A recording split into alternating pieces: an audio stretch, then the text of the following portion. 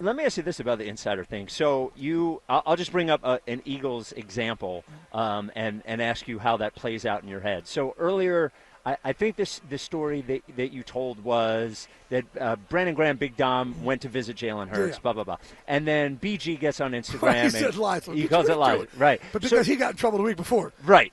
So he wanted more attention, yeah. Well, yeah. BG did not want any more attention. Zero. Well, I'm like, hey, man, don't make me, you got to take one for the team here. I'm like, I ain't on your team. I'm not on your team. Right? And then I talked to Jalen about it, too. And Jalen's like, but he was going to get BG's back. And that's – but I was like, guys, and I do think a lot of times if I have something, people get so almost upset.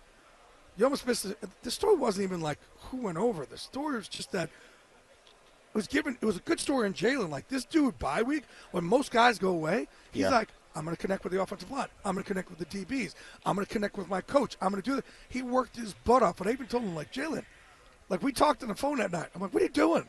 Like, this story is a good story. You guys have made it something because whenever Jay Glazer has something, it's like, oh, my God, hey, we've got to prove that it's wrong.